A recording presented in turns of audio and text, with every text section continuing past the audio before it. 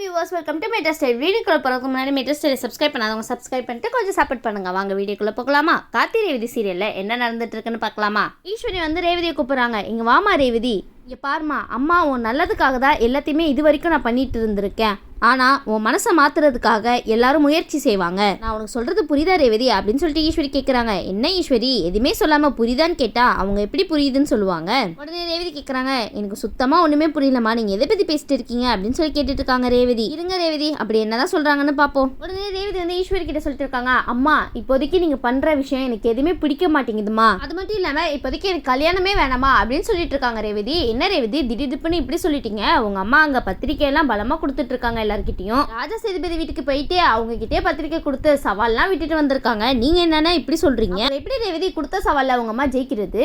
உடனே ஈஸ்வரிக்கு தூக்கி வாரி போட்டுச்சு. என்ன இவ இப்படி சொல்லிட்டு இருக்கா அப்படின்னு சொல்லிட்டு ரேவதி பார்த்து கேட்கறாங்க. என்ன ரேவதிமா, உன்னை நம்பிதான் நான் எல்லாருக்கும் கல்யாண பத்திரிக்கை கொடுத்துட்டு இருக்கேன். நீ பாட்டுக்கு வந்து திடீர்னு இந்த கல்யாணம் வேணாம் அப்படின்னு சொன்னா என்னமா பண்ண முடியும் அப்படின்னு சொல்லி கேட்டுட்டு இருக்காங்க ஈஸ்வரி ரேவதி கிட்ட. என்ன ரேவதி, நீங்க பாட்டுக்கு பொசுக்குன்னு இப்படி சொல்லிட்டீங்க? கல்யாணத்தை நிறுத்தினா எப்படி நிறுத்துவாங்க? அவங்க கௌரவம் ராஜி எல்லாம் என்னத்துக்காரது? அப்புறம் உங்க அம்மாவை எல்லாரும் தப்பா பேச ஆரம்பிச்சிடுவாங்களே. ரேவதி சொல்றாங்க, இல்லம்மா எனக்கு என்னவோ இந்த விஷயம் எல்லாம் தப்பாவே தோணுது, என் மனசுக்குள்ள ஏதோ இதுல தப்பு இருக்கு அப்படின்னு சொல்லிட்டே இருக்கு அப்படின்னு சொல்றாங்க ரேவதி. என்ன தப்பா எடுத்துக்காதீங்கம்மா அப்படின்னு சொல்லிட்டு இருக்காங்க ரேவதி. என்ன ரேவதி இவ்வளவு கேஷுவலா சொல்றீங்க? இது என்ன சாதாரண விஷயமா என்ன? ஈஸ்வரி சொல்றாங்க, நான் இவ்வளவு பத்திரிக்கை அடிச்சு வச்சிட்டு இருக்கேன், என்னெல்லாம் எல்லாரும் என்ன பேசுவாங்க, அதை கொஞ்சமாவது நீ நினைச்சு பாத்தியமா ரேவதி அப்படின்னு சொல்லிட்டு இருக்காங்க. உடனே ரேவதி சொல்றாங்க, யாரு என்ன பேசுனா எனக்கு என்ன, நான் இதெல்லாம் பார்த்துட்டு என் வாழ்க்கையில நான் கஷ்டப்படக்கூடாதுமா. எல்லாரும் ஒரு நாளைக்கு தான் வந்து இந்த ஃபங்க்ஷன்ல கலந்துப்பாங்க, ஆனா வாழ்க்கை ஃபுல்லா நான் கஷ்டப்பட முடியாதுமா அப்படின்னு சொல்லிட்டு இருக்காங்க ரேவதி. ரேவதி சொல்றது ஒரு வகையில கரெக்டான விஷயம் தானே. எல்லாரும் வந்து அர்ச்சனை தூவிட்டு போயிட்டே இருப்பீங்க, ஆனா ரேவதி தான் கடைசி வரைக்கும் எம்டி சாரை கல்யாணம் பண்ணிக்க முடியலன்னு சொல்லி கவலைப்பட போறது.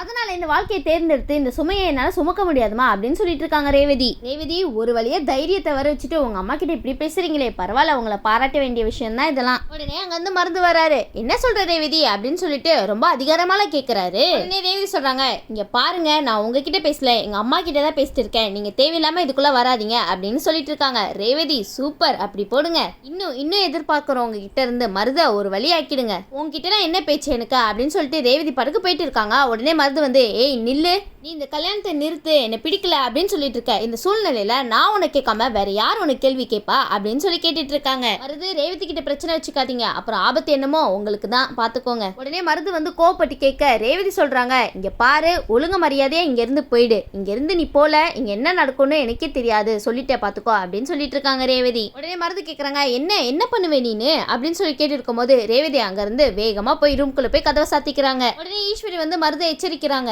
நான் தான் உங்ககிட்ட அப்பத்துல இருந்து அமைதியா இருந்து சொல்லிட்டு இருக்கேன்ல, நீ தான் கேட்க மாட்ற அப்படின்றாங்க ஈஸ்வரி. இதுக்கு சூர்யாக்கா கேக்குறாங்க, என்ன ஆன்ட்டி நீங்களே எங்க அண்ணனை இப்படி பேசுறீங்க அப்படின்னு சொல்லி கேட்டுட்டு இருக்காங்க. உடனே ஈஸ்வரி சொல்றாங்க, உங்களுக்கு என் பொண்ணு ரேவதியை பத்தி என்ன தெரியும்? இப்ப இருக்கிற சாதாரண ரேவதியை பத்தி தான் உங்களுக்கு தெரியும், ஆனா இதுக்கு முன்னாடி இருந்த ரேவதி எப்படி இருந்தான்னு உங்களுக்கு தெரியுமா? என்னையே வெட்டு ஒண்ணு துண்டு ரெண்டுன்னு பேசிடுவா, என்ன ஆன்ட்டி சொல்லிட்டு இருக்கீங்க அப்படின்னு சொல்லிட்டு ஒரு பக்கம் சூர்யாக்கா கேட்க, அதுக்கு ஈஸ்வரி சொல்றாங்க, அப்போ இருந்த ரேவதிக்கு எப்படி கோவம் வருமோ அந்த மாதிரி கோவத்தை நான் இப்போ உள்ள ரேவதி கிட்ட பாக்குறேன், என்கிட்டயே இந்த கேள்வி கேட்டுட்டு போறா அப்படின்னு சொல்லிட்டு இருக்காங்க ஈஸ்வரி. ஈஸ்வரி சொல்லிட்டு இருக்காங்க, இப்போதைக்கு கொடுத்த வரைக்கும் பத்திரிக்கையை அப்படியே ஸ்டாப் பண்ணி வைப்போம், யாருக்கும் கொடுக்க வேணாம் அப்படின்னு சொல்லிட்டு இருக்காங்க.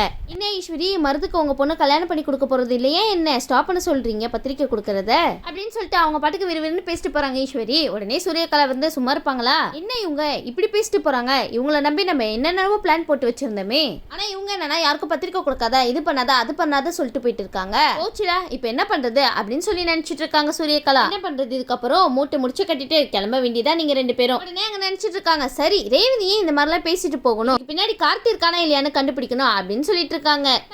கண்டுபிடிங்க. உடனே ரேவதி வந்து கார்த்திக்கு வந்து கால் பண்ணி சொல்றாங்க, நீங்க எங்க இருக்கீங்க அப்படின்னு சொல்லிட்டு இருக்கும் போது, என்னாச்சு ரேவதி அப்படின்னு சொல்லி கேக்குறாங்க கார்த்தி. உடனே ரேவதி சொல்றாங்க, இந்த மாதிரி எங்க அம்மா பத்திரிக்கையெல்லாம் கொடுக்க ஆரம்பிச்சுட்டாங்க எல்லாருக்கும், நான் உங்களை பார்க்கணும்லாம் நினைக்கல, ஆனா என் மனசுல வேற ஒருத்தவங்களை வச்சுட்டு இன்னொருத்தவங்களை கல்யாணம் பண்ணிக்க முடியாது அப்படின்னு சொல்லிட்டு என்னோட விருப்பத்தை எங்க அம்மா கிட்ட சொல்லிட்டேன் அப்படின்றாங்க ரேவதி. உடனே கார்த்தி வந்து, என்ன உன் விருப்பத்தை உங்க அம்மா கிட்ட சொல்லிட்டியா? இந்த மாதிரி யாருக்கும் வந்து கல்யாண பத்திரிக்கையை கொடுக்க வேண்டாம், இப்போ என்னோட வாழ்க்கை என் கையில தான் இருக்கு அப்படின்னு சொல்லிட்டேன். உடனே கார்த்தி கேட்கறாங்க, அதை கேட்டுட்டு உங்க அம்மா சும்மாவா இருந்தாங்க, ஏதாவது பேசிருப்பாங்களே அப்படின்னு சொல்லி கேட்க, அதுக்கு ரேவதி சொல்றாங்க, ஆமா பேசினாங்க, ஆனா அவங்க சொல்றதெல்லாம் நான் கேட்கணும்னு அவசியம் இல்லையே, உங்க முடிவை நீங்க சொல்லுங்க அப்படின்னு சொல்லி கேட்டுட்டு இருக்காங்க ரேவதி. என்ன ரேவதி இப்படி பட்டுன்னு பேசிடுறீங்க? இவ்வளவு நாள் அமைதியா இருந்த ரேவதியே நீங்க, உங்ககிட்ட ரொம்ப பெரிய சேஞ்சஸே தெரியுது. இதான் எதிர்பார்த்தேன் உங்ககிட்ட. இங்க பாருங்க, ரொம்ப நேரம்லாம் என்னால காத்துக்கிட்டு இருக்க முடியாது. அது மட்டும் இல்லாம எங்க அம்மாவையும் தடுத்து நிறுத்த முடியாது அப்படின்னு சொல்லிட்டு போனை வச்சிடுறாங்க. என்ன ரேவதி நீங்க பாட்டுக்கு இப்படி விறுவிறுன்னு பேசிட்டா அவர் என்ன பண்ணுவாரு? அவருக்கும் கொஞ்சம் டைம் தரணுமா இல்லையா? எல்லா விஷயத்தையும் எடுத்தோம் கவுத்தனும் பண்ண முடியாதுல்ல. ரேவதி நினைக்கிறாரு இவர் எதுவுமே சொல்ல மாட்டாரா, வாயை திறந்து எல்லாத்தையும் இழுத்து வச்சுட்டே சொல்லிட்டு இருக்காரு.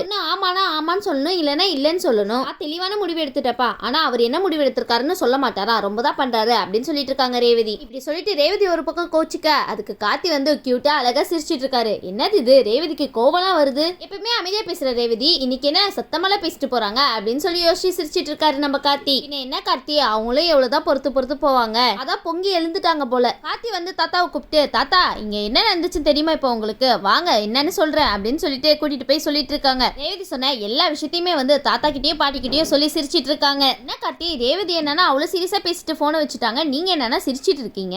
உடனே தாத்தா சொல்றாங்க, இதுக்கப்புறம் என்ன வேணும் பேராண்டி, நீங்க ரெண்டு பேரும் கரம் பிடிக்கிறத என் கண்ணால நான் பாக்கணும்பா அப்படின்னு சொல்லிட்டு இருக்காரு ராஜ சேதுபதி. கவலைப்படாதீங்க ராஜ சேதுபதி, ரெண்டு பேருக்கு கல்யாணம் நடக்கிறத நீங்க கூடிய சீக்கிரம் பார்க்க தான் போறீங்க. அதுக்கு கார்த்தி சொல்றாங்க, நீங்க சொல்றதெல்லாம் கரெக்டா தாத்தா, ஆனா நம்மளுக்கு இப்போ ரெண்டு பிரச்சனை இருக்கு, அதை ஃபர்ஸ்ட் சரி செய்யணும், அதுக்கப்புறம் மத்ததெல்லாம் பாத்துக்கலாம் அப்படின்னு சொல்லிட்டு இருக்காரு கார்த்தி. உடனே ராஜ சேதுபதி சொல்றாங்க, உன் வாழ்க்கையை பத்தி நீ என்னைக்குமே யோசிக்க மாட்டியா பேராண்டி, உன் வாழ்க்கையை யோசிக்காம மத்தவங்க வாழ்க்கையை பத்தியே யோசிச்சுட்டு இருக்கே, நீ ஏன்பா இப்படி இருக்க அப்படின்னு சொல்லி கேட்டு இருக்காங்க. நல்லா கேளுங்க ராஜ சேதுபதி, ஏன்னா இவர் இப்படி இருக்காரோ. ஆனா கார்த்தியோட எண்ணத்தை பாத்தீங்களா, எல்லாருக்குமே வந்து உதவி செய்யணும் அப்படின்னு ஒரு எண்ணம் இருக்கிறதுனாலதான் அவருக்கு எல்லாமே நல்லதாவே நடக்குது. ராஜ சேதுபதி சொல்றாங்க, நம்ம வாழ்க்கையும் முக்கியம், விட்ட சவாலையும் ஜெயிக்கணும், முன்னாடி நம்ம ரொம்ப கவனமா இருக்கணும் சரியா அப்படின்னு சொல்லிட்டு இருக்காரு தாத்தா. உடனே கார்த்தி வந்து, சரி தாத்தா உங்க பேச்ச தட்ட முடியாது, என்ன சொல்லணுமோ சொல்லுங்க, கேட்ட மாதிரியே எல்லா விஷயத்தையும் தாராளமா பண்ணி முடிச்சிடலாம் அப்படின்னு சொல்லிட்டு இருக்காங்க. உடனே ரெண்டு பேரும் ரகசியமா ஏதோ பேசிட்டு இருக்காங்கப்பா. இந்த பக்கம் நம்ம சாமுண்டீஸ்வரி தான் காமிக்கிறாங்க. அவங்க ரொம்ப மும்பரமா ஏதோ யோசிச்சுட்டு இருக்காங்க. வாங்க என்ன யோசிக்கிறாங்கன்னு பார்க்கலாம். சாமுண்டீஸ்வரி வந்து என்ன யோசிக்கிறாங்கன்னா, இந்த தடவை நம்ம கார்த்தி பையன்கிட்ட தோத்து போகவே கூடாது, அப்படி மட்டும் தோத்து போயிட்டோம்னா இந்த இடத்துலயே இருக்க கூடாது அப்படின்னு சொல்லி யோசிச்சுட்டு இருக்காங்க. அப்பனா இப்பயே கிளம்பிடுங்க ஈஸ்வரி, எப்படியோ தோத்து தான் போறீங்க கார்த்தி கிட்ட, எதுக்கு தேவையில்லாம முயற்சி பண்ணி அசிங்கப்பட்டு, இதெல்லாம் தேவையா நம்மளுக்கு, அதுக்கு பேசாம நம்மளே மூட்டை கட்டிட்டு போயிட்டா இருக்கிற மான மரியாதையாவது மிஞ்சும். இந்த விஷயம் ரோகிணிக்கு தெரிஞ்சு மயில் வாகனமும் ராஜராஜனும் பேசிட்டு இருக்காங்க. நம்ம யோசிக்க வேண்டிய விஷயத்தெல்லாம் ரேவதி இப்ப யோசிக்க ஆரம்பிச்சுட்டா, அதனால நம்ம எதுக்குமே கவலைப்பட வேண்டியது இல்ல. மருதெல்லாம் ரேவதி பக்கத்துல உட்கார என்ன நிக்க கூட முடியாது அப்படின்னு சொல்லிட்டு இருக்காங்க மயில் வாகனம். நீ நடக்க போறதெல்லாம் நம்மளுக்கு சாதகமா தான் நடக்கும் அப்படின்னு சொல்லிட்டு ஒரு கான்பிடென்ட்ல இருக்காரு மயில் வாகனம். உங்களோட கான்பிடென்ட்டை ரொம்ப பாராட்டுறேன். சூரியகலா ஈஸ்வரி கிட்ட சொல்றாங்க, ஆன்ட்டி உங்க பொண்ணை நீங்க ஏன் அதட்ட மாட்டீங்க, அதட்டுங்க, அப்பதான் உங்க பேச்சை பயந்துட்டு கேட்பாங்க அப்படின்னு சொல்லிட்டு இருக்காங்க சூரியகலா. உங்களால சும்மா இருக்க முடியலையே என்ன, ரேவதி கிட்ட அடுத்து திட்டுவாங்க போறது என்னவோ நீங்களா தான் இருக்க போறீங்க. ஈஸ்வரி சொல்றாங்க, ரேவதி என்கிட்ட என்ன கேட்டா, கொஞ்சம் அவகாசம் கேட்டிருக்கா, ஒரு அம்மாவா நான் அவளுக்கு அவகாசம் கொடுக்கறதா இப்போதைக்கு நல்லது அப்படின்னு சொல்லிட்டு இருக்காங்க ஈஸ்வரி. நீங்க ஒன்னும் ரேவதிக்கு அவகாசம் கொடுக்கல, அவங்க தான் உங்களுக்கு அவகாசம் கொடுத்திருக்காங்க, இப்போதைக்கு அவ வழியில விட்டு பிடிக்கிறதா நம்மளுக்கு சரியான வழி அப்படின்னு சொல்லிட்டு இருக்காங்க. அவ நம்ம பேச்சு கேட்காம ஏதாவது முடிவெடுக்க தேவையா இதெல்லாம் நம்மளுக்கு, அதனால அவளுக்கு அவகாசம் கொடுக்கறதா இப்ப கரெக்டான வழி அப்படின்னு சொல்லிட்டு இருக்காங்க ஈஸ்வரி. சூரியகலா கேட்டுட்டு இருக்காங்க, என்னடா மருது இது, ஆன்ட்டி இப்படி பேசிட்டு இருக்காங்க, ஆன்ட்டி உங்க பொண்ணுக்கு யோசிக்க டைம் கொடுத்திருக்கீங்களே, ஆனா அவங்க யோசிச்சு என்ன சொல்ல போறாங்க, அந்த கார்த்தி டிரைவர் பையில தான் பிடிச்சிருக்குன்னு சொல்ல போறாங்க, அதுக்கு நீங்க சரின்னு சொல்ல போறீங்களா அப்படின்னு சொல்லி கேட்டு இருக்காங்க. சூரியகலா கரெக்டா கேட்டிருக்கீங்க, கேளுங்க விட்டுறாதீங்க. உடனே ஈஸ்வரி வந்து, என்ன நீ இந்த மாதிரிலாம் பேசிட்டு இருக்க, அவளுக்கு நான் டைம் தான் கொடுத்திருக்கேன், ஆனா அவளுக்கு கொடுத்திருக்கிற டைம்ல நம்ம சாதகமா யோசிச்சு புத்திசாலித்தனமா மூவ் பண்ணணும் அப்படின்னு சொல்லிட்டு இருக்காங்க ஈஸ்வரி. அதை விட்டுட்டு அவனை நான் மாப்பிளையே எத்துப்பேன்னு எந்த தைரியத்துல நீ என்கிட்ட கேக்குற அப்படின்னு சொல்லிட்டு ஈஸ்வரி சூரியகலாவை போட்டு திட்டிட்டு இருக்காங்க. இதெல்லாம் உங்களுக்கு தேவையா சூரியகலா, சும்மா வாய மூடிட்டு நின்றுக்கலாம்ல. ஈஸ்வரி சொல்றாங்க, சூரியகலா சில விஷயத்தை யார் பேசினாலும் எனக்கு பிடிக்காது, நீ பேசுறத பார்த்தா அவனுக்கு சாதகமா பேசுற மாதிரி இல்ல இருக்கு, போய் அவனுக்கு பயந்துட்டு இந்த மாதிரி முடிவெல்லாம் எடுப்பேனா அப்படின்னு சொல்லி கேட்டு இருக்காங்க. உடனே சூரியகலா சொல்றாங்க, சாரி ஆன்ட்டி நான் அந்த மாதிரி எல்லாம் கேட்கல. ஈஸ்வரி சொல்றாங்க, சரி இனி இந்த மாதிரிலாம் என்கிட்ட பேசுற வேலை வச்சுக்காத அப்படின்னு சொல்லிட்டு இருக்காங்க. நடக்கிறதெல்லாம் நல்லதாவே நடக்கும், அதுல நம்பிக்கை வை அப்படின்னு சொல்லிட்டு இருக்காங்க. நீங்க எல்லாரும் நம்பிட்டே இருங்க, அங்க கார்த்தி தட்டி தூக்கிட்டு போறாரு ரேவதிய. ஈஸ்வரி சொல்றாங்க, சூரியகலா உங்க அண்ணன் இந்த வீட்டு மாப்பிளையே ஆக போறான்னு ஒரே காரணத்துக்காக தான் நான் சும்மா இருக்கேன், இல்லனா நீ பேசின பேச்சுக்கு உன்னை என்ன பண்ணிருப்பேனே தெரியாது அப்படின்னு சொல்லிட்டு இருக்காங்க ஈஸ்வரி. ஈஸ்வரி நீங்க யாரையாவது சும்மா விட்டுருக்கீங்களா என்ன அப்படின்னு சொல்லிட்டு போக, உடனே சூரியகலா வந்து மருத பார்த்துட்டு, டேய் பாத்தியாடா எப்படிலாம் பேசிட்டு போறாங்கன்னு பாத்தியே இல்லையா, இவங்க கிட்ட எல்லாம் இந்த பேச்சு கேட்கணும்னு நம்மளுக்கு தலையெழுத்து, இந்த அளவுக்கு பேசிட்டு போறாங்களே பேசிட்டு போகட்டும், பின்னாடி அவங்களுக்கு பெரிய ஆப்பா வைக்கிறேன் பாரு அப்படின்னு சொல்லிட்டு இருக்காங்க. உடனே மருது சொல்றாங்க, ரேவதி மட்டும் எனக்கு சொந்தமாகட்டும், அதுக்கப்புறம் அவ பண்ணதுக்கெல்லாம் நான் என்ன முடிவு கட்டுறேன்னு பாரு அப்படின்னு சொல்லிட்டு இருக்காங்க மருது. ரெண்டு பேரும் எப்படி எல்லாம் பழி வாங்குறதுக்கு பிளான் போடுறாங்க பாத்தீங்களா. ஆனா இது தெரியாம விஷப்பாமையே வீட்டுல வச்சு சுத்திட்டு இருக்காங்க இந்த ஈஸ்வரி. பக்கம் வந்து ரேவதி வந்து, என்னது இது இவ்வளவு நேரம் ஆச்சு ஆனா இவர் முடிவு இன்னும் சொல்லவே இல்லையே அப்படின்னு சொல்லி யோசிச்சுட்டு இருக்காங்க. ரேவதி வந்து இதை பத்தி யோசிச்சுட்டே வெளியே போயிட்டு இருக்காங்க. பொண்ணு ஒருத்தர் உடுக்க ஆட்டிட்டே வந்துட்டு இருக்காரு. உடனே ரேவதி பார்த்து சொல்றாங்க, அம்மாடி கொஞ்ச கொஞ்சம் நில்லுமா, உன்கிட்ட கொஞ்சம் பேசணும் அப்படின்னு சொல்லிட்டு இருக்காங்க. உன் மனசுல